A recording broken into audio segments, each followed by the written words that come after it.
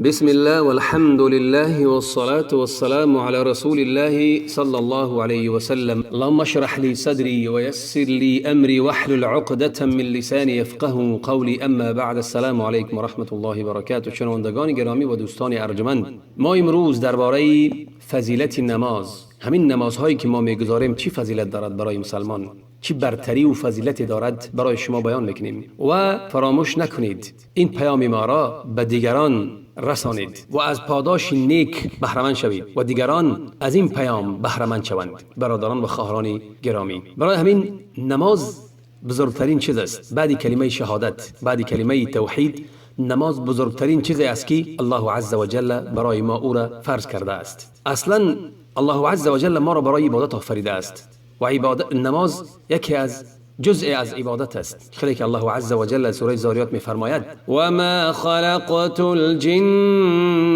والانس الا لیعبدون، و جن و انس را نیافریدم مگر برای آنکه مرا بپرستند. پرستیدن الله، عبادت الله به نماز می شود. برای این اون اساس چیزی که الله ما را آفریده است اون عبادت است. بهترین قسم عبادت یا که بهترین نمودی از عبادت این نماز است. برای همین نماز چیزی بزرگی است. باز الله عز و جل گفتیم که در درس های ما دلیل از قرآن و سنت است. دلیل باز قرآن میبریم، بعد از سنت پیغمبری بزرگوار صلی الله علیه و سلم. الله عز و جل سوره عنکبوت 45 آیه میفرماید که اتل ما اوحی الیک من الكتاب و اقم الصلاة إن الصلاة تنهى عن الفحشاء والمنكر.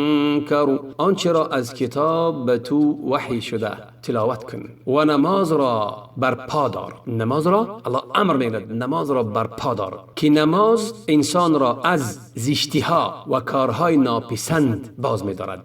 حکمت شبین، کسی که نماز را به اخلاص می‌گذارد برای الله، نماز او را از زشتی‌ها و کارهای ناپسند باز می‌دارد. باز الله عز و جل در سوره بقره 53 آیه می‌فرماید که یا ایها الذین آمنوا استعینوا بالصبر والصلاة ان الله مع الصابرین.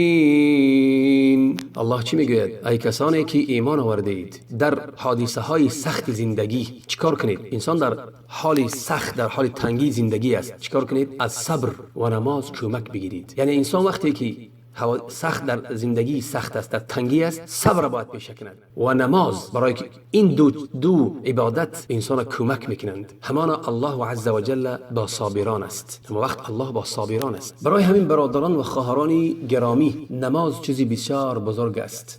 هرگز نماز را ترک نکنید. نماز باز وقت دارد، باید در وقتش بخوانید که الله امر کرده است که نماز را در وقت بخوانید. از حدیث های پیامبر بزرگوار برای شما پیشکش میکنیم درباره نماز، فضیلت نماز، چی برتری و چی فضل دارد نماز خواندن در وقتش. همه عبادت هایی که برای ما الله فرض کرده است در زمین فرض شده است، ولی نماز الله عز و جل پیامبر را به نزد خود به آسمان برده است و در آسمان برای او 50 وقت نماز فرض کرده است. 50 وقت نماز. خلاصه حدیث در بخاری مسلم است، بعضیش در دیگر مسندای اماما هست غیر ابو داود. از انس رضی الله عنه روایت می شود که الله عز و جل وقتی که پیامبر را به معراج به پیش برد، 50 نماز برای او فرض کرد. پس همون 50 وقت آیسته آیسته وقتی که پیش موسی آمد و موسی گفت که قصه دراز است، موسی گفت که الله برای تو چی فرض کرد، چه امر کرد؟ گفت 50 وقت نماز. گفت که برای امت تو این خیلی زیاد است و امت تو طاقت این نماز را ندارد، 50 وقت نماز را. برای همین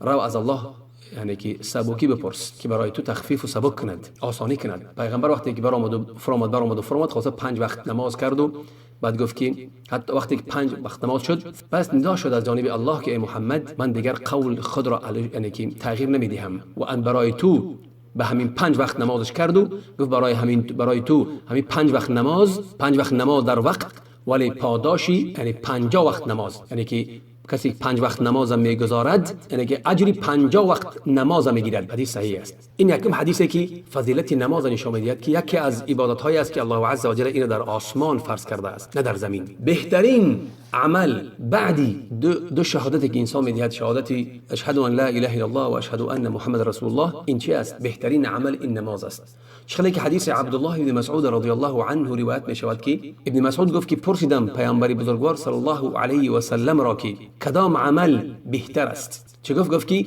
نماز در وقتش، نماز را برپا کن به وقتش. گفتم که ای پیامبر بزرگوار پس باز کدام عمل بزرگتر است؟ پیامبر چه گفت که نیکی و نکویی و خدمت پدر و مادر. گفتم که باز کدام عمل بهتر است؟ پیامبر چه گفت که جهاد در راه الله. یعنی که نماز را از احترام پدر و مادر و جهاد پیغمبر صلی الله علیه و سلم در مرتبه یکم گذاشت. چقدر فضل بزرگ نماز دارد برادران گرامی. حدیث در بخاری مسلم است، در بخاری 7534 و در امام مسلم رقم 85. نماز پاک میکند، میشوید گناه ها را. چخلی در حدیث جابر رضی الله عنه فرمودند که پیامبر بزرگوار صلی الله علیه و سلم میفرماید، حدیث در امام مسلم است رقمش 668 رقم. پیغمبر چی میگه صلی الله علیه و سلم که نمازهای پنجگانه مثل رودی هست، نهری است، نهری فراوان، یعنی که نهری سرآبی که به پیش خانه هر یک تا شما می بیاید و خانه شما را چی؟ پیش خانه شما را میشوید، 5 بار میشوید. آیا از همون چریکینه که در پیش دروازه هست یگان باقی میماند، همه خیرگه میگن نماز است. 5 بار گناه های شما را پاک میکنه در یک روز، پس یگان گناهی باقی میماند. بین یعنی که فضیلت نماز همین است که کدام وقتی که نماز میرود 5 وقت نماز میخواند که بنده 5 وقت نماز مثل که رودی است که یعنی که پیش خانه او را میشوید، تازه میکند 5 بار، همه خیلیگر گناهاش 5 وقت نماز پاک میکند. باز چی است؟ تکفیر برای گناهان. نماز میگه پاک میکند گناهان. حدیث ابو هریره رضی الله عنه ان رسول صلی الله علیه و سلم فرمودند نمازهای پنجگانه و از این جمعه تا اون جمعه را و از این رمضان تا اون رمضان بین امینها چی است؟ میگه بین اینها پاک کنندگان است. چه گناهی که بین امینها است؟ ای بین 5 نماز است و بین جمعه تا جمعه را و رمضان تا رمضان چی است؟ گناهان الله به سبب همین عبادت ها پاک میکند. اگر که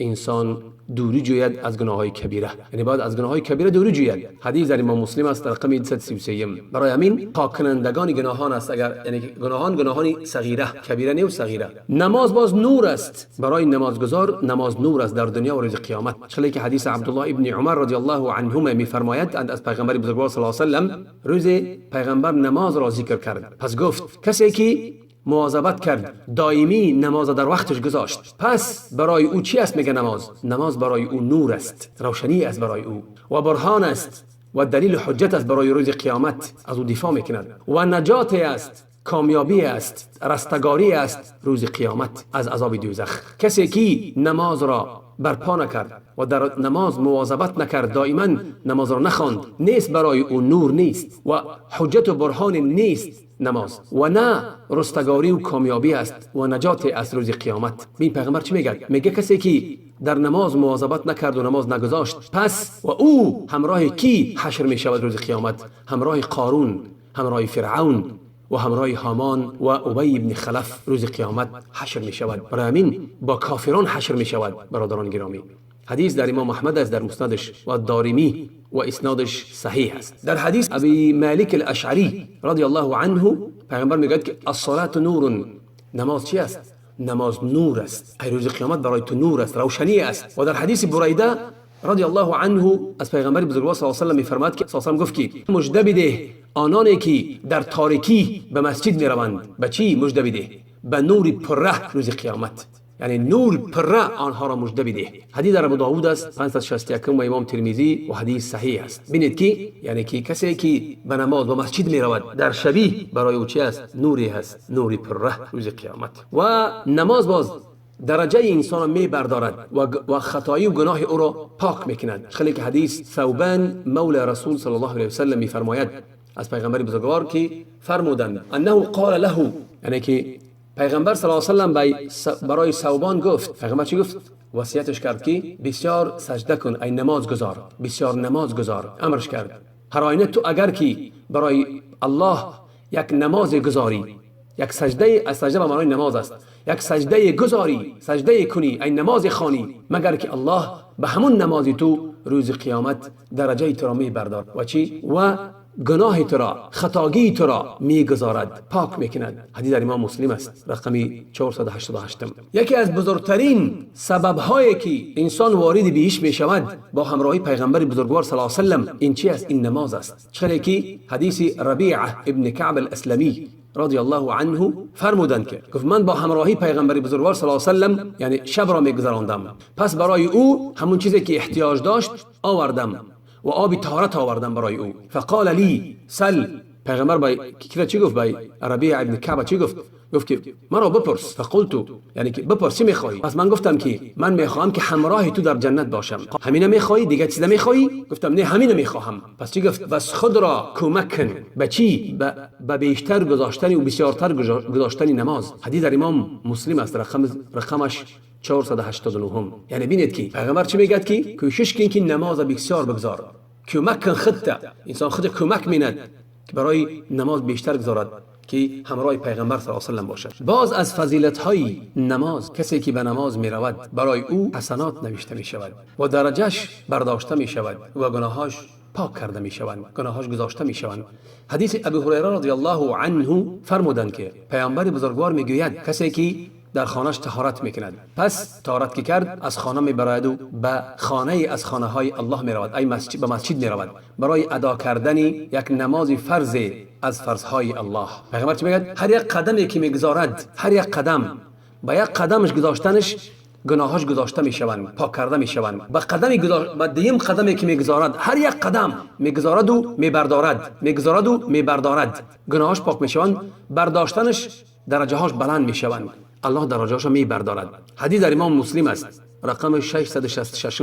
در روایت دیگر، در حدیث دیگر پیغمبر چی میگوید؟ هنگامی که طهارت میکند، کسی از شما طهارت میکند و طهارت به پرگی میکند، به زیباییش میکند، پس به سوی مسجد برآمد. وقتی که پای راستش می بردارد، الله برای او یک حسنه می نویسد. قدم چپ که وقتی که میگذارد، الله گناه او را، گناههای صغیره او را میگذارد، پاک میکند. حدیث در ابو داوود است، 563 رقمش و صحیح است. باز در حدیث دیگر پیغمبر بزرگوار از ابی هریره میفرماید که پیغمبر بزرگوار صلی الله علیه و آله میگوید که کسی که به مسجد میرود میبراید یا کسی برمیگردد از مسجد میرود و برمیگردد، پیغمبر صلی الله علیه و آله میگوید کسی که به مسجد میبراید یا که به مسجد میرود یا که از مسجد برمیگردد، برای او الله در جنت ضیافتی برای او آماده کرده است. در جنت برای او جایگاهی برای ضیافت او آماده کرده است هر وقتی که میرود به مسجد و برمیگردد. تصور کنید که انسانی که نماز میرود برمیگردد، برای او از حاضر برای او در چی است؟ برای او ضیافتی، ای جایگاهی برای ضیافت او آماده شده در بهشت. برای این انسان هرگز باید این فرصت از دست ندهد. حدیث در بخاری است، 662 رقم و امام مسلم 669 رقم. باز الله عز و جل به سبب نماز گناه ها را میبخشد. یعنی که از این نماز تا اون نماز بین اینها چی است؟ میگه الله گناه ها را میبخشد. خیلی که حدیث عثمان رضی الله عنه میفرماید که شنیدم پیامبری بزرگوار صلی الله علیه و سلم را که میگوید، هنگامی که میگوید مرد مسلمان طهارت میکند، پس طهارت خود را با پرگی انجام میدهد، پس نماز میگذارد، یعنی که الله میبخشد گناههای او را، اون گناهی که بین این نماز و اون نمازی که می آید الله عز و جل می بخشد. حدیث در امام مسلم است، 227 رقم. باز در حدیث عثمان رضی الله عنه میفرماید که شنیدم پیغمبر بزرگوار صلی الله علیه و آله میگوید کسی که کدام مرد مسلمانی که وقتی نماز فرض می آید و پس طهارت میکند و نماز میگذارد، نماز را با فروتنی به بیم و ترس انجام میدهد، رکوع و سجده او را، همون نماز برای او چی است؟ پیغمبر میگه کفارت است به آن گناهایی که پیش کرده است، گناههای صغیره کرده است، تا آنی که گناه کبیره نکند، و این برای او در یک مدت 1 سال است. یعنی 1 سال اگر نماز خواندن گرفت گناههای صغیره‌اش الله بخشیدن میگیرد، تا آنی که گناه کبیره انجام ندهد. گناه کبیره احتیاج به توبه دارد، باید توبه کنه انسان برای گناه کبیره کرده باشد. باز حدیث ابی هریره رضی الله عنه فرمودند که پیامبر بزرگوار میگوید نماز مرد در جماعت بیشتر از، یعنی در جماعت بیشتر از چی است؟ یعنی در اجر بیشتر است از نمازی که در خانه یا که در بازار میگذارد. به چند درجه؟ در بعض روایت‌ها 25، در بعض روایت‌ها 27 درجه است که یکی از آنها اگر وقتی که طهارت کرد و طهارت به پرگی انجام داد، پس به مسجد آمد، یعنی او را از جاش یگان چیز نخیزاند مگر نماز، یعنی خاص برای نماز خیست برای الله، یعنی یگان نمیخواهد از جاش خیستن مگر نماز را، و هر یک قدمی که میگذارد درجهش برداشته می شود و هر یک قدمی که میبردارد درجهش برداشته می شود و گناههای صغیرش بخشیده می شود تا آنی که در مسجد درآمد. هنگامی که در مسجد درآمد گویا که او در نماز است، گویا که او در درون نماز است و نماز او را باز می‌دارد. یعنی اجری در مسجد که درآمد برای نماز رفته باشد گویا که وی در نماز است، نماز خوانده ایستاده است. پس جزاش چی است؟ پاداشش چی است؟ ول فرشتگان برای او درود میفرستانند مادامی که در چی است؟ در همون نشستگاهش است، در همون جایی که نماز خوانده است، در همون جا نشسته است تا همون خیستن او را از جاش ملائکه برای او درود میفرستانند. گفتیم درود ملائکه این چی است؟ این فرشتگان از الله برای او مغفرت، آمرزش گناهان میخواهند، او را دعای نیک میکنند. پس میگویند چی میگویند؟ یا الله او را رحمت کن، مهربانی کن، یا الله گناههای او را بخش، یا الله گناه، یعنی که با او میسر کن که او توبه کند تا آنی که یگان کس اذیت ندهد یا که طهارتش نشکند. تصور کنید که ملائکه تو هنگامی که در جای نشست، در همون جایی که نماز میگذاری، در همون نشستگی هستی، ملائکه تا خیستن از جایت برای تو دعا میکند، الله او را رحم کن، الله گناهاش بخش، الله برای توبه را میسر گردان. حدیث در بخاری است 2119 و در امام مسلم است 649 حدیث. یعنی که نماز در مسجد منتظر شدن این فضیلتی بزرگی دارد. خیلی که از حدیث ابو هریره رضی الله عنه که رسول اکرم صلی الله علیه و سلم فرمودند آیا من شما را خبر دهم؟ به چی خبر دهم؟ با آنچه که گناه ها را پاک میکند، به یک عملی که گناه ها را پاک میکند و درجات را میبردارد. قالوا بله یا رسول الله، گفتند که بله ای رسول بزرگوار صلی الله علیه و سلم. یعنی که طهارت کردن در حالت سختی، طهارت به پره انجام دادن در وقتی که تو در حالت یک خنک است یا که چی است، یعنی طهارت کردن بهتر دشوار است، ولی تو طهارت میکنی، پره طهارت میکنی و بسیار به مسجد قدم میزنی، به مسجدها بسیار میروی، قدم میزنی و منتظر شدن نماز بعد نماز، یعنی یک نماز خواندی نماز دیگر منتظر میشوی، خیلی که سنت خواندی فرض منتظر میشوی، یا که فرض خواندی دیگر فرض آینده را منتظر میشوی.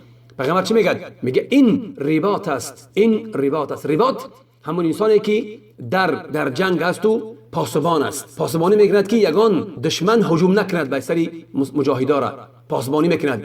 میگه همین طهارت کردن در وقت بعد، یعنی که دشواری طهارت کردن پرگی و با مسجد بسیار رفتن و نماز منتظر شدن، یک نماز بعد یک نماز دیگر، این اجر چی دارد؟ اجری پاسبانی که انسان پاسبان است، در جهاد پاسبان است و نگاه می‌دارد که دشمن به چی برای مجاهدا، به سر مجاهدا یا به لشکر مسلمانان هجوم نکند. به همون درجه میگه چی اجر و پاداش پیغمبر برابرش میکند. حدیث در امام مسلم است 151 حدیث است. ببینید برادرای گرامی چه نماز چه اجری بزرگ دارد. برای همین نماز ترک نکنید برادرای گرامی، نماز در وقت خوانید. و چه که حدیث ابی امامه رضی الله عنه میفرماید که رسول اکرم صلی الله علیه و سلم میفرماید کسی که از خانه‌اش میبراید پای طهارت به نماز فرض، پس پاداش او مثل پاداش حج، انسانی که حج رفته است، محرم است. و کسی که میبراید به نماز چی؟ به نماز ضحی، آفتاب براه، او را یگان چیز نمیخیزاند از جاش مگر همون نماز، نماز ضحی، آفتاب براه، پس اجری او مثل اجر انسانی که عمره کرده باشد.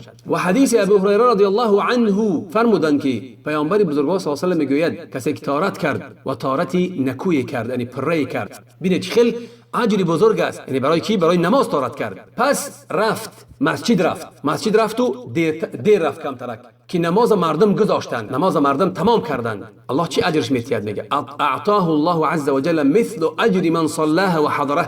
الله برای او اجر چی میدهد؟ اجری انسانی که گویا که نماز در جماعت خوانده باشد، اجر همورا، یعنی اجر همون انسانی که در جماعت خوانده باشد، اجر همورا برای او چی میدهد؟ گویا که در جماعت خوانده بود و از اجری همون انسانی که در جماعت حاضر بدن خواندن، از اجر آنها این انسانی که دیر کرده است کم نمی شود ذره. حدیث در امام ابو داود است 564 حدیث صحیح است. ببینید برادران گرامی که یعنی انسان حتی اگر که در نیتش نماز باشد طهارت کند به مسجد رود، حتی دیر هم کند که الله همون اجر همون نماز جماعت برای او می نویسد و از اجر آنانی که گذاشتن در همون مسجد از اجر امنا کم نمی شود. و چه که در حدیث ابو هریره رضی الله عنه میفرماید پیغمبر بزرگوار صلی الله علیه و سلم که در حدیث دیگر هنگام یکی از شما در خانهش طهارت کرد ثم اتى المسجد پس به مسجد آمد گویا که وی در نماز است مسجد در آمد گویا که وی در نماز است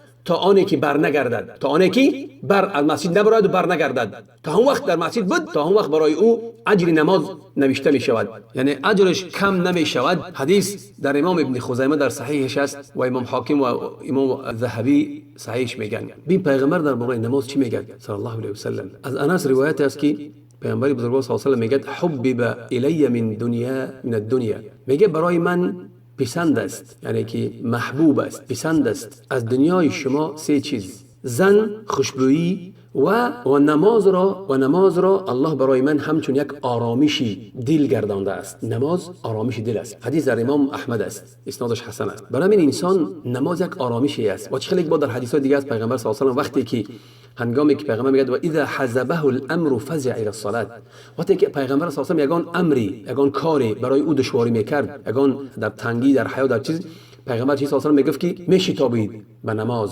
در حال در نماز میدرآمد و نماز میخواند.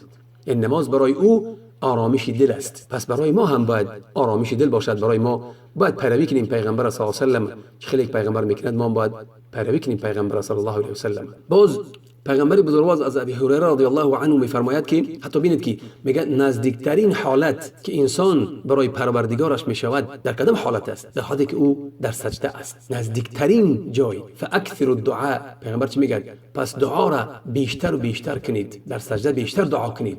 حدیث در امام مسلم است 480. برای همین برادران گرامی نماز بسیار چیزی گرانبهای است حتی برای فایده خودمان است هم فایده دنیوی و هم فایده اخروی. برای همین برادران گرامی و خواهران عزیز نماز در وقتش خوانید و نماز ترک نکنید که نماز اساس دین است و از دعای نیک خود را فراموش نکنید. و السلام علیکم و رحمت الله.